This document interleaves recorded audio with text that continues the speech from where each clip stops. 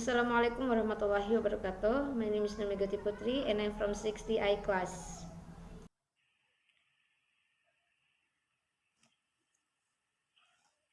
Let me conclude by saying that I recognize history tells a different story than the one that I've talked about here today. There's a much darker and more cynical view of history that we can adopt. Human beings are too often motivated by greed and by power. Big countries, for most of history, have pushed smaller ones around. Tribes and ethnic groups, nation states have very often found it most convenient to define themselves by what they hate and not just those ideas that bind them together. Time and again, human beings have believed that they finally arrived at a period of enlightenment, only to repeat then cycles of conflict and suffering. Perhaps that's our fate.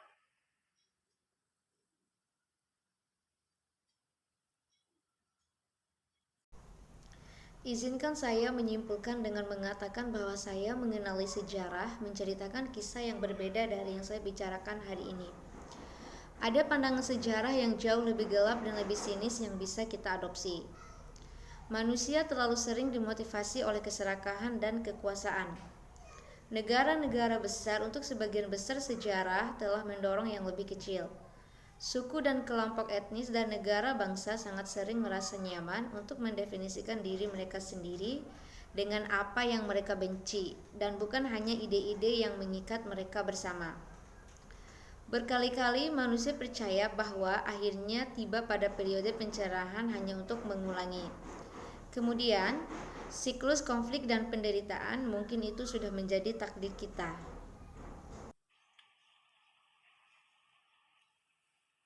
We have to remember that the choices of individual human beings led to repeated world wars. But we also have to remember that the choices of individual human beings created a United Nations so that a war like that would never happen again.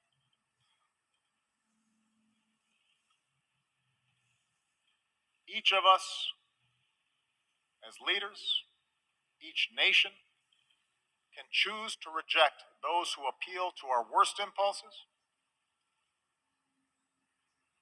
and embrace those who appeal to our best. For we have shown that we can choose a better history. Sitting in a prison cell, a young Martin Luther King Jr. wrote that human progress never rolls on the wheels of inevitability. It comes through the tireless efforts of men willing to be co-workers with God.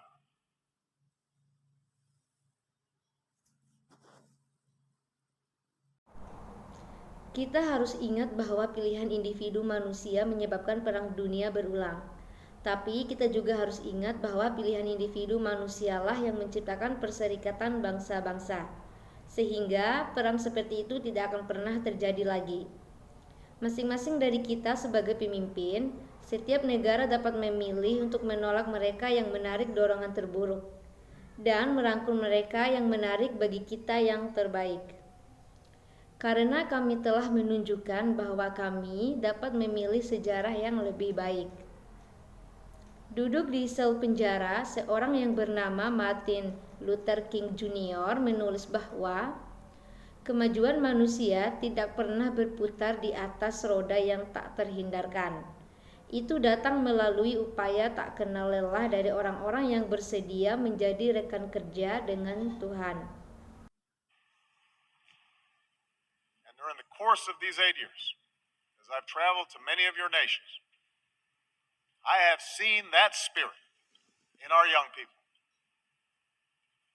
who are more educated and more tolerant and more inclusive and more diverse and more creative than our generation, who are more empathetic and compassionate towards their fellow human beings than previous generations. And yes, some of that comes with the idealism of youth, but it also comes with young people's access to information about other peoples and places. An understanding unique in human history that their future is bound with the fates of other human beings on the other side of the world. I think of the thousands of healthcare workers from around the world who volunteered to fight Ebola. I remember the young entrepreneurs I met who are now starting new businesses in Cuba. The parliamentarians who used to be, just a few years ago, political prisoners in Myanmar.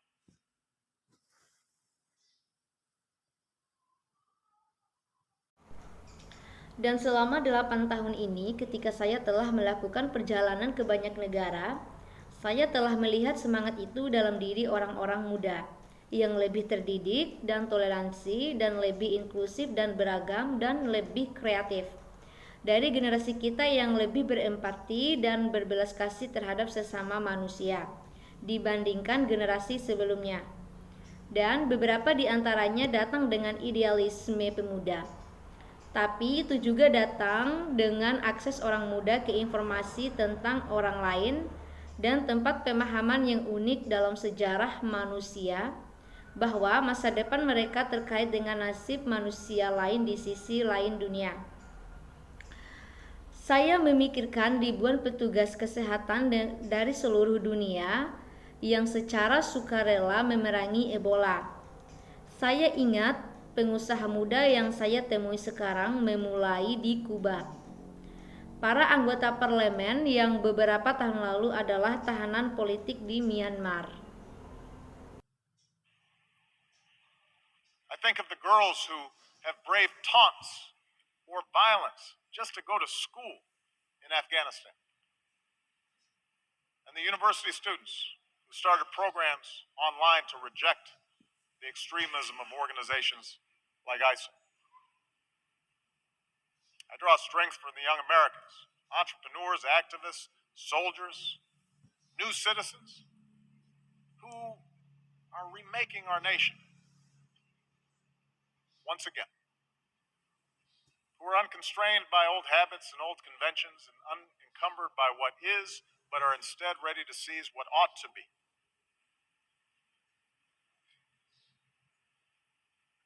My own family is made up of the flesh and blood and traditions and cultures and faiths from a lot of different parts of the world. Just as America has been built by immigrants from every shore.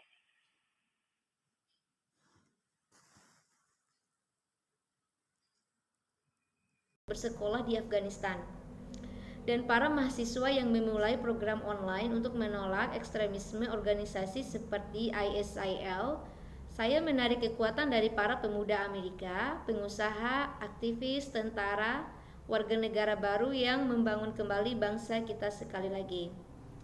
Yang tidak dibatasi oleh kebiasaan lama dan konvensi lama, dan tidak terbebani oleh apa yang ada.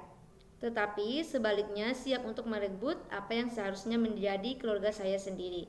Terdiri dari darah daging, budaya, tradisi, dan kepercayaan dari banyak bagian dunia yang berbeda, sama seperti Amerika yang telah dibangun oleh para imigran dari berbagai pantai.